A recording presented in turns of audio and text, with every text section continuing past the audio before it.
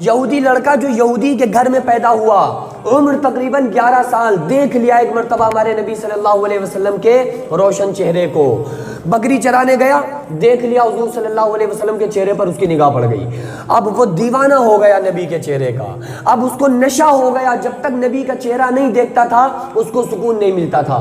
بکری چرانے جاتا تھا، اس بہانے رسول اللہ کے چہرے کو تکتا تھا، والضحیٰ والے روشن چہرے کی زیارت کیا کرتا تھا، ولسان و شفتین والے ہونٹوں کو دیکھتا تھا۔ ایک مرتبہ وہ شخص لڑکا بیمار ہو گیا، پریشان۔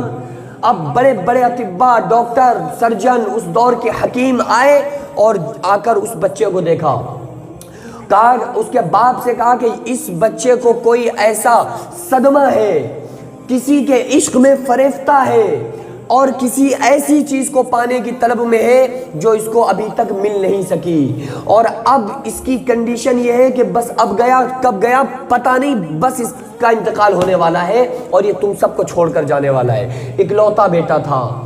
وہ باپ پوچھ رہا ہے، بیٹا بتاؤ کیا بات ہے، کون سی ایسی تمنا تمہارے دل میں ہے جو تم نے ہمیں نہیں بتائی، تم اپنی تمنا بتاؤ، آرزو بتاؤ، میں تمہاری تمنا کو پورا کروں گا۔ وہ کہتا ہے، میرے ابا اگر آپ مجھ سے وعدہ کرو آپ میری تمنا پوری کریں گے تو پھر میں اپنی تمنا کا اظہار کر دوں۔ کہا، بیٹا تمنا کا اظہار کر کے دیکھو، میں رئیس انسان ہوں، بہت پیسہ ہے، دنیا کی جو چیز مانگو گے لا کر تم کو دوں گا، تمہاری تمنا پوری کروں گا، اور آخری وقت ہے تمہاری ضرور تمنا پوری کی جائے گی، بتاؤ تمہیں کیا چاہیے۔ بیٹا کہتا ہے، ابا جان اپنی تمنا کا اظہار تو کر رہا ہوں لیکن تمنا پوری کرنا اور برا نہ ماننا۔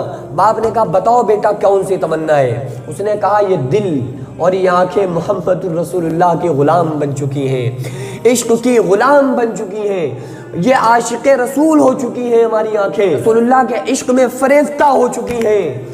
اب میری تمنا یہ ہے کہ ایک مرتبہ مجھے کالی کملی والے کا دیدار کرا دو، میرے نبی کو بلا دو، اور ابھی تک وہ اسلام میں داخل نہیں ہوا ہے، صرف دیکھا ہے اس نے نبی کا چہرہ۔ باپ نے کہا کہ بیٹا کیسی باتیں کر رہے ہو، آبائی دین تم نہیں چھوڑ سکتے، یہ کیسی تمنا تمہاری ہے۔ اس نے کہا، آپ نے وعدہ کیا تھا ہماری تمنا کو پورا کریں گے، بلا کر دو ہمارے نبی کو صلی اللہ علیہ وسلم، بلا کر دو، ایک مرتبہ میں ان کے چہرے کو دیکھنا چاہتا ہوں۔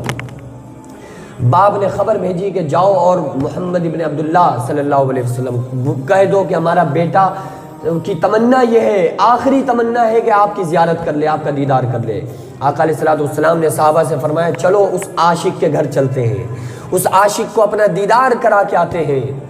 اللہ کے نبی صلی اللہ علیہ وسلم اپنے اصحاب کے ساتھ جیسے ہی اس یہودی کے گھر میں داخل ہوئے، وہ یہودی ہمارے نبی صلی اللہ علیہ وسلم کے چہرے کو دیکھتا ہے، ٹھنڈی سانس لیتا ہے اور کہتا ہے، آقا اس زندگی میں تو آپ کو ہمیشہ دیکھنے کی تمنا تھی، پوری نہ ہو سکی، کم سے کم ایسا طریقہ بتا دیجئے جس سے میں مرنے کے بعد آپ کی زیارت کرتا رہوں۔ آقا نے فرمایا، داخل اسلام ہو جاؤ، اسلام میں داخل ہو جاؤ، کلمہ پڑھ لو۔ اس نے کہا، یا رسول اللہ دیر نہ کیجئے، جلدی پڑھا دیجئے۔ آپ نے فرمایا، قولوا لا الہ الا اللہ محمد رسول اللہ، کہو اللہ کے سوا کوئی معبود نہیں، محمد صلی اللہ علیہ وسلم اللہ کے رسول ہے۔ اس نے اسلام میں وہ داخل ہوا اور فوراً ہی وہ انسان، وہ لڑکا، وہ بچہ، وہ یہودی اسلام میں داخل ہو کر جیسے ہی ہوا، فوراً اس کی روح جسم سے نکلی اور اس شخص کا انتقال ہو جاتا ہے۔ آقا علیہ السلام اور اصحاب سارے منظر کو دیکھ رہے ہیں۔ وہ باپ کہنے لگا اس بچے کا کہ یہ بیٹا تو ہمارا ہے لیکن اب اس کا ہم سے کوئی تعلق نہیں، اس کے کفن دفن کا جو مقصد ہوگا یہ مسلمانوں کے حوالے میں کرتا ہوں، اب ان کی ذمہ داری ہے، جو بھی اسلام میں چونکہ داخل ہو گیا ہے تو مسلمانوں کے حساب سے اس کی تدفین ہوگی، مسلمانوں کے حوالے ڈیڈ باڈی کر دی گئی۔ آقا علیہ السلام نے اس بچے کے جنازے کو اٹھوایا اور اس کو نہلایا دھلایا۔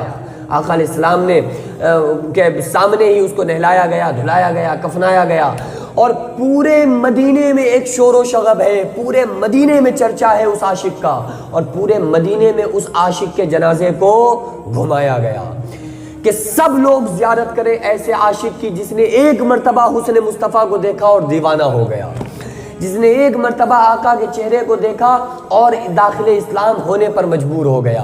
ایسی کشش نبی کے چہرے میں، ایسا نور نبی کے چہرے میں، ایسا حسن حسن مصطفیٰ. عبدالحق محدث دہلوی فرماتے ہیں جب اللہ تعالیٰ نے حسن کو پیدا کیا نا، خوبصورتی کو، اس کے 100 ٹکڑے کیے، اس میں سے ایک ٹکڑے کو اٹھایا، پھر اس ایک ٹکڑے کے 2 ٹکڑے کیے. آدھے ٹکڑے سے اللہ تعالیٰ نے پوری دنیا کو حسن بخشا، آدھے ٹکڑے کو اللہ تعالیٰ نے حضرت یوسف علیہ السلام کو عطا فرمایا. حضرت عبدالحق محدث دہلوی فرماتے ہیں باقی کے 99 حصے اللہ نے اپنے محبوب کو عطا فرمائے. 99 حصے اللہ تعالیٰ نے محبوب کو عطا فرمائے. وہ خوبصورت چہرہ اس نے دیکھا، دیوانہ ہو گیا.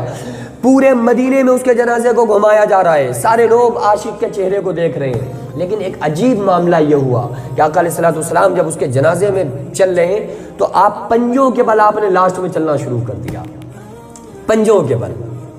صحابہ نے بعد میں پوچھا آقا صلی اللہ علیہ وسلم کیا بات، آپ پنجوں کے بل کیوں چل رہے تھے؟ آقا علیہ السلام نے فرمایا کہ اس کے عاشق کے، میرے عاشق کا جنازہ تھا اور اتنی فرشتوں کی بھیڑ تھی، ایسا فرشتوں کا رش تھا کہ ان کی بھیڑ کی وجہ سے میں پیروں پنجوں کے بل چلنے لگا. یہ حالانکہ حضور صلی اللہ علیہ وسلم، اب آپ کہیں گے کہ جب فرشتے نظر نہیں آتے تو کیا مسئلہ ہے؟ تو نبی کو تو نظر آ رہے ہیں نا، وہ تو ہمیں نظر نہیں آ رہے. نبی کی آنکھ، ایسی دنیا میں کون سی چیز ہے جو نبی کی آنکھ سے چھپی ہوئی ہو، جس کو نبی نہ دیکھتا ہو؟ آقا علیہ الصلوۃ والسلام خود فرماتے ہیں میں زمین پر رہ کر عرش کی تختی کو پاتا ہوں.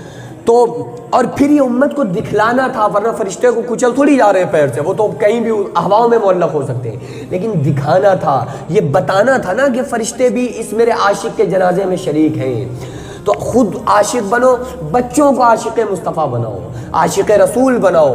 اور دیکھو یاد رکھو، ہمارا وہ عشق نہیں ہے جس میں نماز نہ ہو، وہ ہمارا عشق نامکمل ہے جب تک کہ اس میں مصطفیٰ کی زندگی نہ ہو.